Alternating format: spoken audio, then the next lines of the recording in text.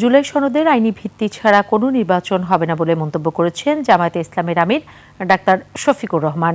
রাজধানীর পল্টনে জামায়াত সহ ৮ দলের সমাবেশে এই মন্তব্য করেন তিনি। জামায়াত আমির বলেন, যারা জুলাই বিপ্লবের স্বীকৃতি দিতে নারাজ তাদের জন্য ২৬-এ কোনো নির্বাচন নাই। দাবি না মানা পর্যন্ত আন্দোলন চলবে বলেও জানান ৮ দলের নেতারা। রাশেদ রায়হানের রিপোর্ট। জুলাই সনদ বাস্তবায়নে সাংবিধানিক আদেশ জারি ও নভেম্বর মাসেই গণভোট আয়োজন সহ ৫ দাবিতে ৮ দলের সমাবেশ। এতে যোগ দেন দলগুলোর নেতাকর্মী ও সমর্থকরা।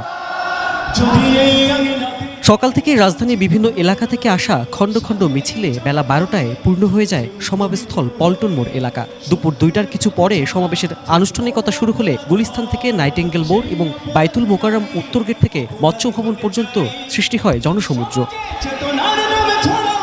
সমাবেশে নেতাদের অভিযোগ, দিল্লির ষড়যন্ত্রে ১৩ই নভেম্বর পরাজিত ফ্যাসিবাদী দল লকডাউন কর্মসূচি দিয়েছে। ট্রাইব্যুনালের বিচার প্রক্রিয়া এগিয়ে যাচ্ছে, যখন এই নভেম্বরে কিছু অপরাধীদের যখন রায়ের সম্ভাবনা, তখনই ফ্যাসিস্টরা বাংলাদেশ জুড়ে ককটেল গাড়িতে আগুন দিয়ে নাশকতার ষড়যন্ত্র করছে।